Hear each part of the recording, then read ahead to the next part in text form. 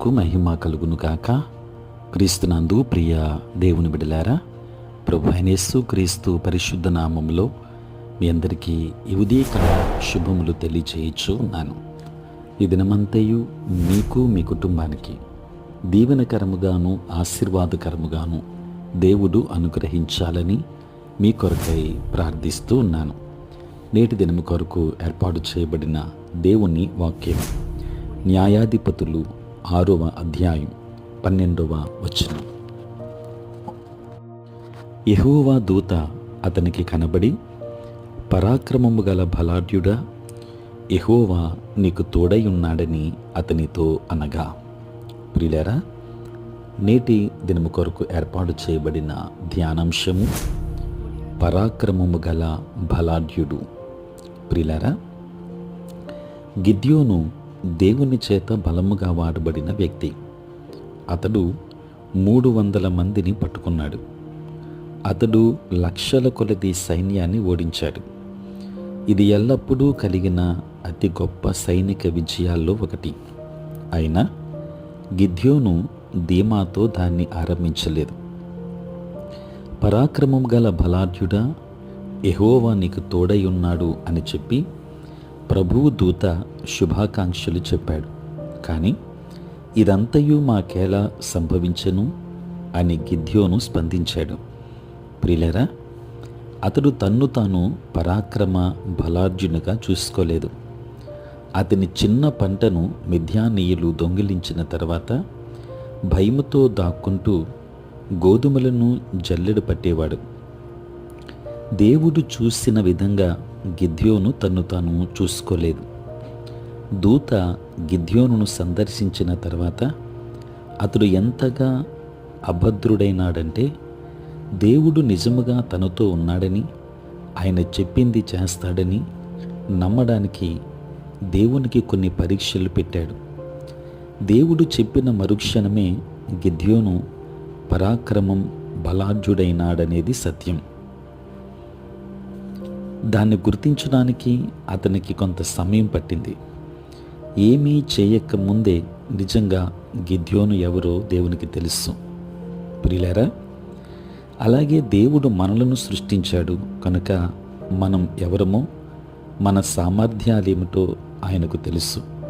అంతేకాక ఇది వ్యక్తిగత తలాంతులకు సామర్థ్యాలకు మాత్రమే పరిమితం కాదు.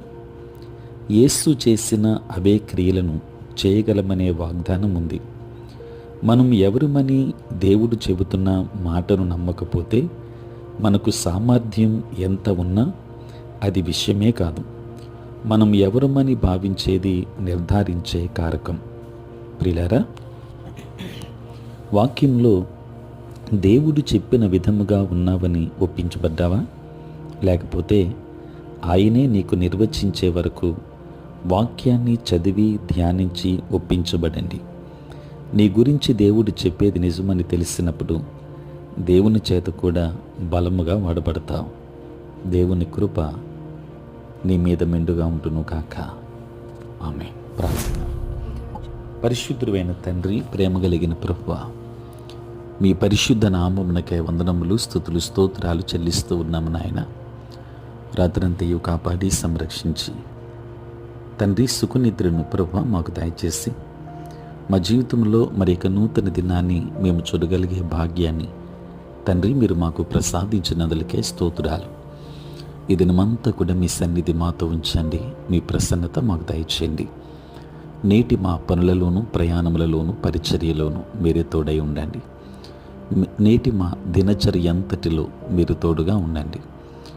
తండ్రి, నీ పరిచర్య చేయుచున్న ప్రతి సేవకుని దీవించండి. వారి పరిచర్యను ఆశీర్వదించండి. వారి ప్రయాణములలో తోడై ఉండండి.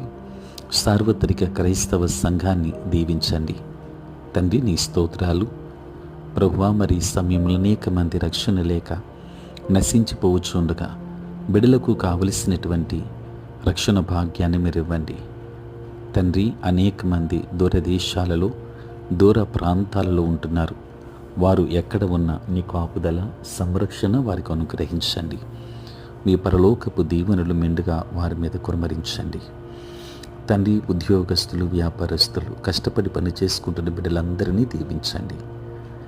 పుట్టినరోజు, పెళ్లి రోజు జరుపుకొనుచున్న బిడ్డల మీద తండ్రి నీ కృపహస్తము నుంచి ఆశీర్వదించండి. నూతన దీవెనలు మెండుగా వారికి అనుగ్రహించండి. చదువుకుంటున్న బిడ్డలకు కావలసిన జ్ఞానమునివ్వండి.